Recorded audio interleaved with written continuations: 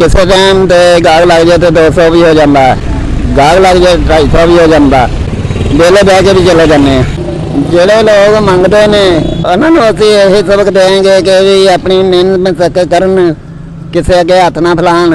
Urdu point की videos देखने के लिए हमारा चैनल सब्सक्राइब कीजिए और बेल के आइकन पर क्लिक कीजिए ताकि आप हमारी तमाम आने वाली वीडियो से बाखबर रह सकें।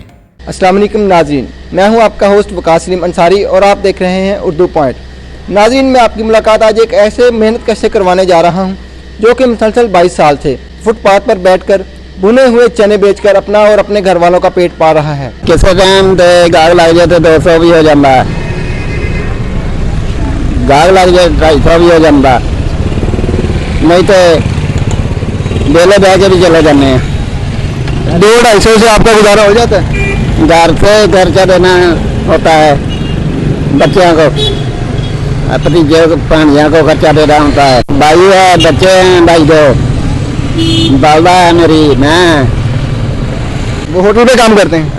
आपका होटल है उसका। अच्छा। नहीं है, आप पैसे से नहीं देते सानू, अपना खर्चा खुद ही करते हैं। 200 से 250 से अपना गुजारा, गत्ते गत्ते से अपना गुजारा कर लेते हैं।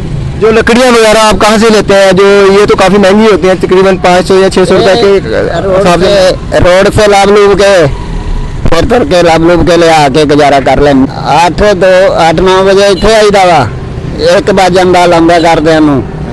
ਜਿਹੜੇ लोग मंगते ने उन्होंने ਅਸੀਂ यही सबक देंगे कि भी अपनी मेहनत में सके करन, किसी अगे हाथ ना फैलान, अपनी मेहनत करके खा के शुक्र अल्हम्दुलिल्लाह करके बह जान। सदरात से ये बंदा हमारे पास अपना सामान जो है कमी बेशी होती है वो हमारे इधर रख जाता है और हम इसके साथ मुकम्मल तावन करते हैं, इसलिए कि बंदा ये खुददार है और अपनी मशक्क़त करके अपना रोज़गार कमाता है, लिहाजा हम भी इसकी सपोर्ट करते हैं और इसको मौसम की सूरत हाल के मद्देनज़र ये हम इसको अपनी बरामदे वगैरह में जगह भी देते हैं ताकि ये बंदा बारिश वगैरह से बच जाए।